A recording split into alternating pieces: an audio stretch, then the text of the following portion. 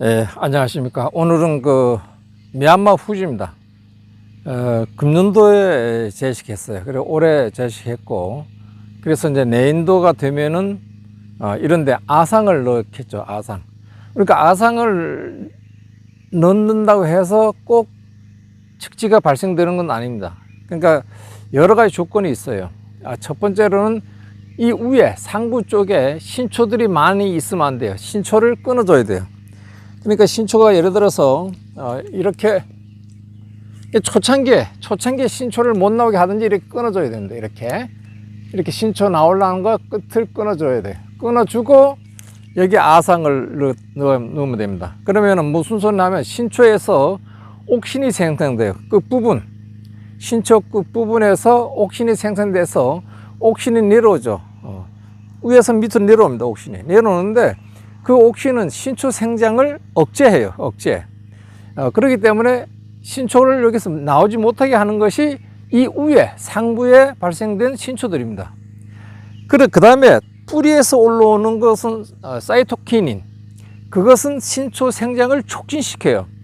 그러니까 여기 우리가 아상을 이렇게 끊었을 때 아상을 1cm 정도에 이렇게 목질부까지 끊어져야 돼요. 이렇게 끊었을 때 여기서 사이토키닌이 올라가다 여기 맺히겠죠. 그리고 옥신이 내려오지 못하고 옆으로 흘리겠죠. 그래서 요 눈이 보호가 되는 거예요. 요 눈이 나오게 되는 겁니다. 그래서 나오는데 이 옥신이 내려오지 못하도록 하고 밑부분에 비료라든가 물을 수분을 많이 주게 되면은 잘 자라요. 모든 식물이. 그래서 그렇게 해서 여기 가지를 나오게 해야 된다 이렇게 말씀드리고, 여기에 보면은 여기에 세고 여기 약하잖아요. 여기에 세고 여기 약해요. 그러면은 여기에 나오게 하려면 여기에 약한 가지들을 나오게 하려면 우회를 끊어줘야 됩니다. 우회를 이렇게 끊어주게 되면은 여기에서 새로 신초가 나오는 그 시간에 이 밑에 신초들이 자라게 돼요.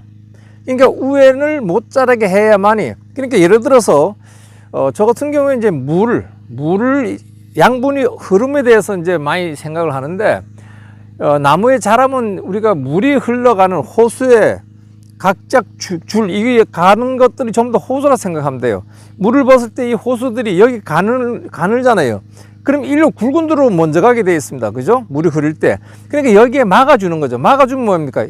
여기 작은 줄기, 작은 가축지에도 물이 가는 거죠. 그러면 여기가 더 더 잘 자라게 되는 겁니다. 그래서 고루 잘 자라게 하려면은 측지질이 센 가지가 없이 제어를 해 주면서 그 주변이 이렇게 잘 나오게 해야 됩니다. 그러니까 여기에 잘 나오게 하려면 이 상부 쪽, 여기에 신초들을 끊어줘 가지고 신초들이 옥신 생산을 억제시켜 주면서 여기에 나오게 하는 거예요. 그래 방법은 아상 넣는 방법도 있지만, 아상 우리가 4월 달에 나든가 겨울 전쟁 때 넣어줘도 돼요. 그래 보통 4월 달에 넣어주는 게 좋습니다. 4월 달에 아상을 넣어주고, 또 아상을 아니면 이제 우리가 지베린이라고 GA가 있어요. GA7 폰가 뭐 그런 게 있어요. 그걸 물과 희석해 갖고 이렇게 아침 습도가 있을 때 뿌려주고 한 3일 있다가 또 저녁 때 이쯤 돼서 또 이렇게 뿌려주고 해서 한 3, 4일 간격으로 해서 한 3, 4번만 뿌려주면은 봄에 지금 시기가 넘었어요. 그래서 잘 나와요. 다 잘 나오게 할 수 있는. 그러니까 측지 발생을 우리는 아상만 넣고 무조건 나오게끔 하려 하는데, 이렇게 상부의 정부 우세성 때문에 위에 더 잘 자라요. 위에 더 잘 자람으로 인해서 그 밑은 잘 못 자랍니다. 모든 나무가 다 그래요. 이것도 여기 잘 자라니까 이 중간에 못 나왔죠. 이것도 여기 잘 나니까 이 밑에 없고, 이 나무 자체가 그런 흐름이 있어요. 그래서 그런 것을 방지하기 위해서 고루 측지를 받아야 된다 이죠. 그 다음에 이제 설명 좀 드리면은, 이 상부 쪽에는 보면은 같이 요건 좀 자르지만은 보통 보면 여기 같이 올라가려고 하는 게 있어요. 그게 이제 경쟁지라 합니다. 주간지를 자기들 서로 경쟁해가지고 주간지 하려고 하는 게 있어요. 그래 그런 것들을 끊어줘야 돼요. 같이 올라가는 거. 요건 뭐 가늘지만은 여기 좀 길다고 하면 이게 끊어줘서 이 하나가 쭉 올라가게끔, 그렇게 하면 이 나무를 빨리 키울 수 있는 거예요.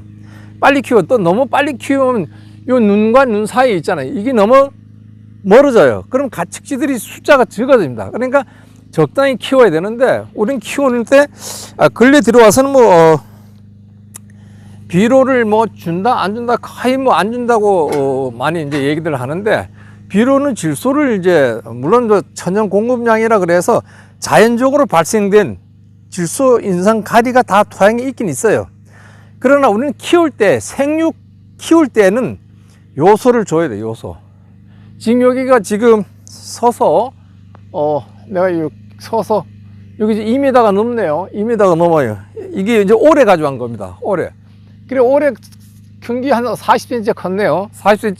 우리 신초가 40cm 컸는데 앞으로 이 9월달까지 커요. 요게 이렇게 신초들은 9월달까지 지금보다도 더 클 수가 있어요. 그래서 3m까지 올라갈 것 같아요. 금년도에 보면. 그래서 이제 비료를 줘야 되는데, 비료를 이제 너무 많이 주면 안 돼요. 그래서 요 뿌리, 요 1년생이니까 요 30cm 이내로 요소를 이어져서 줘야 돼요. 요소 줄 때 이 나무를 옮겨 심고 이식하고 나서 뿌리가 났을 때라는 것은 신초가 나왔을 때 비료를 줘야 돼요. 그냥 무조건 갖다 주고 이다가 개분을 가지고 확 갖다 놓으면 가스가 생깁니다. 질소가 많으면은 가스가 더 심해요. 그래서 퇴비를 주면은 가스가 생산돼 가지고 만들어져 가지고 나무가 잘 못 자랍니다. 그러니까 뿌리가 다 활착이 됐을 때 개분을 주든지 뭐 돈분을 주든지 우분을 주든지 하는데, 가장 질소가 많은 것이 개분, 돈분, 우분이래요. 우분이 이제 질소질이 제일 적습니다. 제일 적다는 것은 가스가 그만큼 더 적다, 이렇게 보시면 돼요. 그래서 그렇게 이제 비료를 주되 뭐 퇴비를 주되 뿌리가 활착됐을 때 주는 겁니다. 그래서 주고, 계속 요소는 이제 한 보름에 한 번씩 이렇게 줘야 돼요. 좋습니다. 그러니까 5월달 들어서 활착이 됐기 때문에 5월달 들어서 이제 보름에 한 번씩 하면 이제 6월 초가 오잖아요. 그래 6월 한 초가 정도 되면은 이것이 요소만 좀 너무 잘 자라잖아요. 잘 자라면 나무가 약한 겁니다. 약해져. 힘이 약해져. 그냥 키만 클 뿐이죠. 약하니까 가리비를, NK비료를 줘야 된다. 그러니까 앞으로는 제가 이제 며칠 전에 우리 신한우 골드 찍으면서 이제 NK비료를 다 줬어요. 그러니까 N은 이제 질소입니다. 질소와 가리. 질소와 가리가 질소하고 기량작용을 합니다. 약한 기량작용. 그래서 질소 흡수를 적게, 약하게 먹게끔 하는 것이 가리예요. 그래서 가리를 주게 되면 잎들이 튼튼해지고 이렇게 시커무해집니다. 요소만 줬을 때는 막 자라니까 영양 생식만 하고 또 잎들이 아주 부드럽고 아주 너무 잘 자라니까 병들이 또 많이 덤벼들 수가 있어요. 요소만 먹었을 때. 그래서 이렇게 가리 비료를 주면 잎이 단단하고 두껍고 시커무하잖아요. 이렇게 해서 줘야 가지고 겨울에 또 봄에 동해를 입지 않도록 이렇게 해야 돼요. 활동 준비를 안 하면 안 됩니다. 이제 보통 M9이 동해를 잘 타요. 동해. 잘 얼어 터져요. 그렇지만 또 M9은 과일을 대과, 굵은 과일을 고루 생산되는 것이 M9이에요. 그러니까 나무만 한 5년까지만 제대로만 키우면은 9이 낫다, 이렇게 말씀드릴 수 있어요. 강원도는 춥다고 해가지고 전부 다 M26을 심는데, 그건 아닌 것 같고, 저는 M9을 계속 다 고집하고 있습니다. 왜냐하면은, 얼지 않게 월동 준비를 저는 이 비료 푸대 갖고 또는 이제 신문지 가지고 아니면 보온 덮개를 가지고 이렇게 들여 싸고 아니면 페인트 갖고 또 수성 페인트 갖고 바르기도 합니다만은 수성 페인트 바르고 더 싸면은 돼요. 그런데 비료 푸대 같은 것도 많이 싸니까 보온이 잘 됩니다. 잘 되는데 유리나방이 이 전목 뿌리를 이제 파먹어 가지고 나무가 수세가 확 떨어지는 수가 있어요. 그렇게 유리나방이 파먹었다 해서 나무가 죽지는 않습니다. 그래서 유리나방 잡아내고 이 나무를 이 측지를 좀 끊어주면 돼요. 끊어줘서 그러면 이제 나무가 잘 살 수 있다 이렇게 보고, 저 금년도에는 보면 이제 나무좀이 엄청나게 발생되었습니다. 전국적으로 발생됐는데 저도 한 40그루 나무좀이 발생됐어요.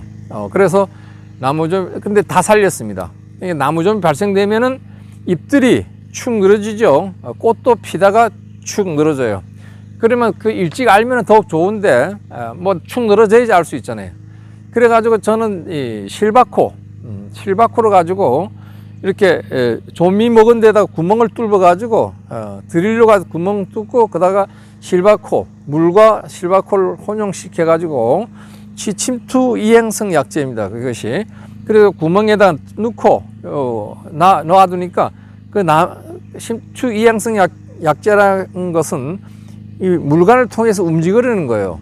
그래서 나무좀은 뭡니까? 안보신의 균을 싸잖아요. 균.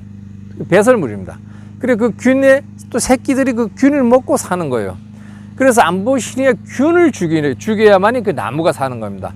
그러니까 나무좀이 뭐 신비치원이라든가 이런 것은 이미 오지 못하게 하는 것은 중요하지만 이미 왔다고 하면은 그게 중요한 게 아니라, 물론 그것도 쳐서 가도 더 이상 오지 못하게 하고 이미 들어가서 이 나무를 훼손하고 이 안에 똥을 쌌느냐 안 쌌느냐 땄을 겁니다. 다. 그래서 거기에 드릴로 구멍 뚫고 작은 가는 걸로 뚫고 주사기를 가지고 전부 다 약을 투입하면은 다 살아요. 그래서 저는 꽤 여러 그루 옮겨 나무를 이제 이식했고 길가다 했던 나무들이 수세가 좀 약해가지고 싹 왔습니다. 거기 아주. 그래서 싹 살렸어요. 그래서 우리가 그렇게 나무가 이상하다 그러면 그 구멍만 찾아가지고 주사기로 실바코밖에 없어요. 약재가. 옛날 DD 뭐 VP인가 뭐 있는데 지금 그런 약재가 없다 합니다. 그러니까 그렇게 해서 나무를 죽이지 않고 살릴 수가 있어요. 100% 그대로 원상 회복이 돼요. 근데 어떤 분들은 내가 그렇게 유튜브 찍었는데 원상 회복이 안 된다고 그걸 뭐 갖다가 파서 없애버리는 게 좋게 이러는데 절대 원상 회복 됩니다. 그러니까 그리고 동해를 입은 것도 2분의 1 정도 3분의 2가 남아 있으면 다 살아요. 그러니까 제가 금년도에도 동해 입은 나무가 3개 다 살렸어요. 전복 부위가 터졌습니다. 터져가지고 거기에 깎아내고 도포하고 그 고무 밴딩을 가지고 아주 세게 매가지고, 그리고 이 위에 과일 달린 것을 반 확 축소시키고 측지도 반 끊어내고 이래가지고 지금의 남아있는 과일이 이래 굵어요. 이래 굵은 것이 많지는 않죠. 한 40개 달했어요. 그러니까 그렇게 하니까 나무가 살고 이 굵은 과일들이 만들어졌다. 이렇게 봅니다. 그래서 그렇게 동해가 걱정할 이유가 없고 예방이 가장 중요하다. 이렇게 봅니다. 그리고 이런 나무는 이제 이런 측지 관리를 어떻게 하느냐, 그걸 가지고 이제 질문을 많이 하는데, 이런 측지들은 여기 제식거리가 얼마나 하느냐, 이게 중요해요. 이게 우리가 제식거리가 4 곱하기 2라고 하면은 우리가 이 측지를 만들어 가야 되잖아요. 그러니까 20cm에서 적심하고 또 자라면 또 적심하고 이래 가지고 가지를 수평으로 만들어 나가는 것입니다. 그러니까 1m, 이 가지를 1m 나가는데, 이것은 뭡니까? 이것은 1m를 심었어요. 밑에서 가지가 나가봤자 50cm, 아니 30cm밖에 못 나갑니다. 그러면 여기서 이 밑부분, 이 하단 부위만 좀 측지 형태로 이렇게 만들고, 이 위에는 가늘게 해가지고 2cm든 3cm든 그냥 과일이 쭉 달릴 수 있도록 이렇게 키우는 것이 좋겠다, 이렇게 생각합니다. 그래서 그런 관계를 가지고 우리가 생각을 하시면은 근래 들어와서 이제 뭐 다축, 2축, 4축, 뭐 6축, 10축 이렇게 하는데 현재는 뭐 지금 어제도 제가 이제 그 축에 대해서 이제 교육이 있어서 갔다 왔는데 좋은 장점들만 이제 많이 들었습니다. 결국은 우리가 단점을 이제 찾아내려 하면 굉장히 많을 수가 있어요. 우리가 그런 축 관리를 제대로 관리를 못하면 그게 이제 단점이잖아요. 관리를 못하면은 세장방충이랑 뭐 이러한 우리가 키우려 하는 이러한 것보다 못할 수도 있다. 다시 말해서 우리는 나무에 대해서 이제 알아야 돼. 나무의 습성에 알아야 됩니다. 우리 나무는 이렇게 올렸을 때 물이 밑에서 쫙 하면 가지가 바르면은 물이 빨리 잘 올라가 이 성장의 속도가 빠르겠죠.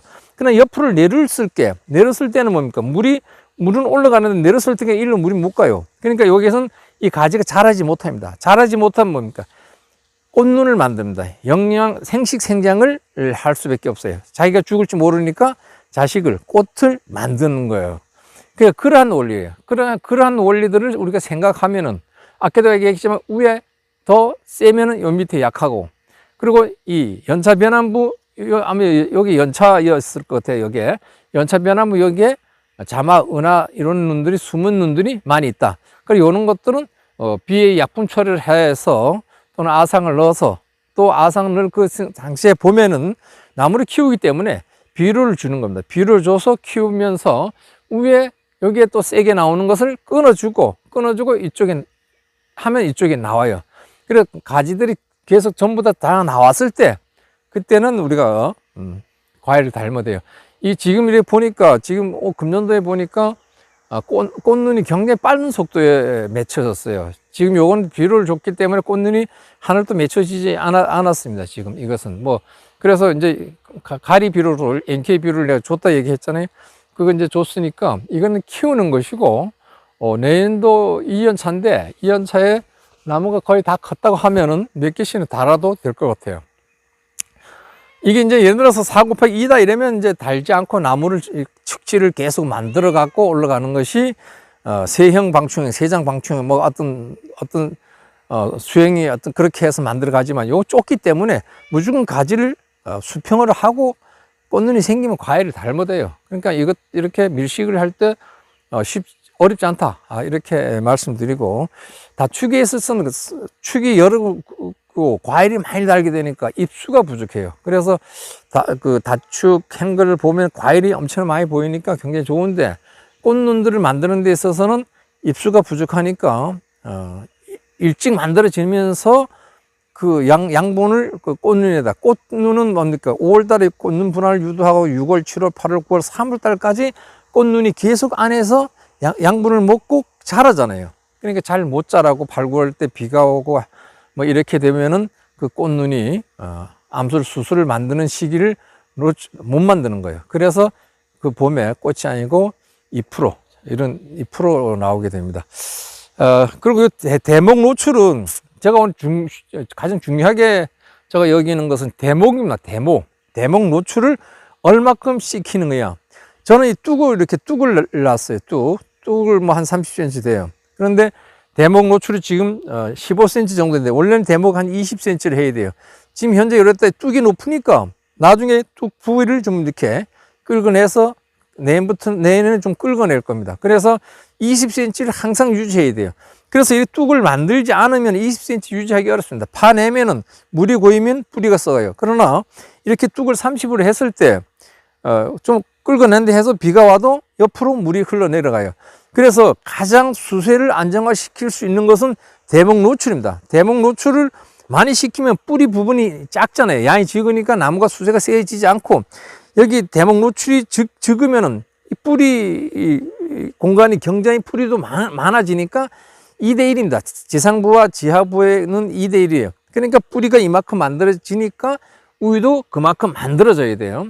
그래서 다축 재배를 보니까 어제 교육 갔을 때 보니까 나는 그 다축을 그렇게 하면서 뿌리가 위에 지상부보다도 뿌리가 그만큼 활착이 안 돼서 부족해서 나중에 문제가 있지 않을까 이렇게 생각했는데, 그림 그려한 거 보니까 일반 우리 이런 나무들 뿌리보다 더 길게 이렇게 만들어졌더라고요. 그래서 뿌리가 더 자라는구나. 더 자라면은 다축도 큰 문제가 없겠구나 이런 생각을 했습니다. 아무쪼록 이제 첫째적으로 대목 노출 가지고 우리는 나무의 자람을 조절할 수 있다. 그렇게. 근데 금방 이 수세가 세다 해서 금방 파서 금방 효과가 오는 거 아닙니다. 그러니까 최소한 4개월, 예를 들어서 올 봄에 꽃눈 만들어질 때 꽃눈을 만들려고 하면 재작년, 그러니까 작년에 가을쯤 노출시켜야 돼요. 노출시켜가지고 이 나무가 자기가 대목이 이만큼 노출되어 있다는 것을 인식을 해야 돼요. 나무가. 인식하자는 게 4개월 이상 가요. 그러니까 4개월 이상 대목 노출이 돼 있어야만이 꽃눈을 만들어야 되겠다. 그런 인식을 나무가 하는 거예요. 그래서 5월 달부터 꽂는 분할을 유도해 가지고 6월 달에 꽂는 을 만드는 겁니다. 그리고 1차적으로는 데모, 2차적으로는 이제 우리가 뭐 비료, 인산가리를 주잖아요. 인산은 꽂는 분할을 촉진시키고 이랬어요. 그리고 도장지를 억제해 주는 게 가리입니다. 그러한 비료를 가지고 나무를 재배를 하시면은 수세가 아주 세지 않나, 수세가 저는 뭐 도장지라는 거 없어요. 근데 비료를 많이 주고 과일 따고 이래서 금년도 뭐 하여튼 저희 가온인데 한번 저 위에 거 보면은 저렇게 돼 있어요. 저 위에 거 이것인데 전 도장지가 없습니다. 도장지가 없이 키우고 있어요. 그래서 금년도에도 사과들이 굉장히 많이 달렸어요. 홍로는 이제 좀 좋은 피해를 봤는데 벼도 과일이 많이 달렸기 때문에 지금 상처가, 그러니까 좋은 피해를 본 과일이 흔적이 있어요.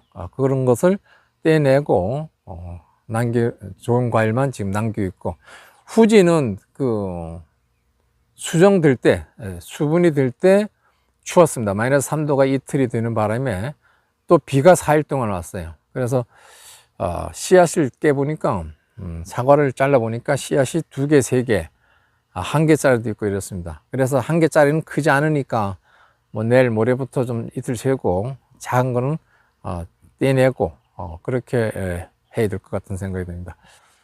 사과 재배하시는데 조금이라도 도움이 되었으면 좋겠습니다. 구독 부탁드립니다. 감사합니다.